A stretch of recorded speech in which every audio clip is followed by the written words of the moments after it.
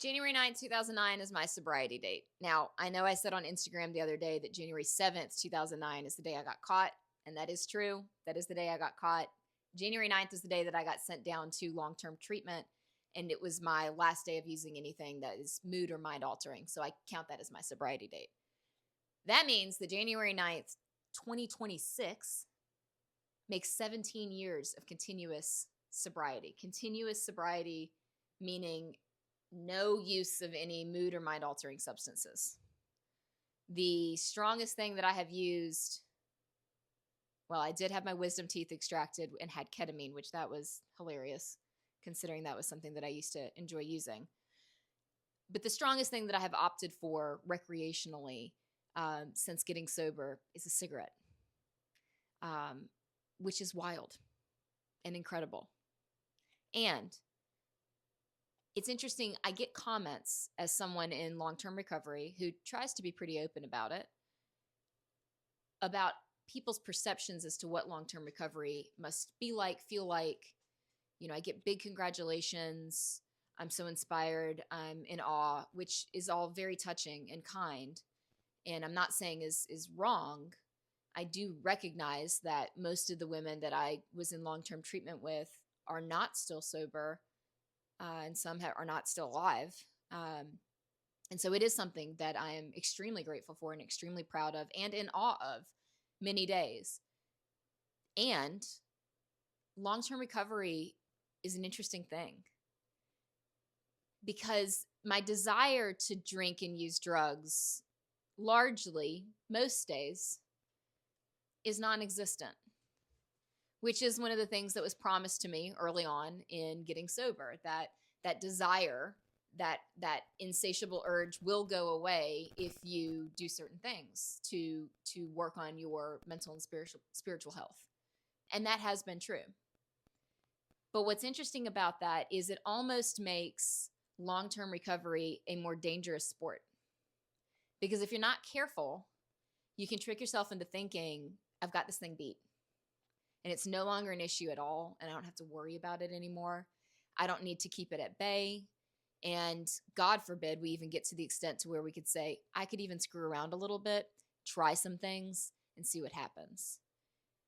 And again, over 17 years, I've seen a lot of people screw around with things and see what happens, so to speak.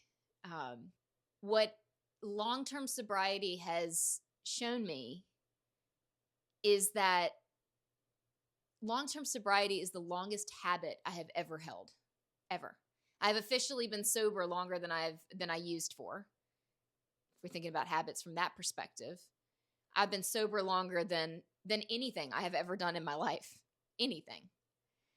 And it is all a habit. It is a routine. It is a practice, whatever word you want to use, that I keep that requires maintenance to continue to hold on to. And the cool thing about it is because it was, especially in early sobriety, the hardest thing I had ever done, it has allowed me to realize that if I can habit hack, to make up a phrase here, sobriety and kicking the worst thing that had ever held me down, then I can habit hack, I'm going to coin this phrase, all kinds of much smaller, less consequential, but still important things to me. My workout routine, my spiritual routine, all the other things that go into what I do on a daily, weekly, monthly basis that are important to me, that I want to maintain a long-term practice of. If I can do it with not using drugs and alcohol, I can do it with damn near anything. I can do it with anything. One reaction that I do get from folks with who are commenting on my long-term recovery is typically from people who have experienced addiction in their own lives with family members, loved ones, etc. And it is a sense of inspiration in their lives that they can then tackle big, heavy things as well.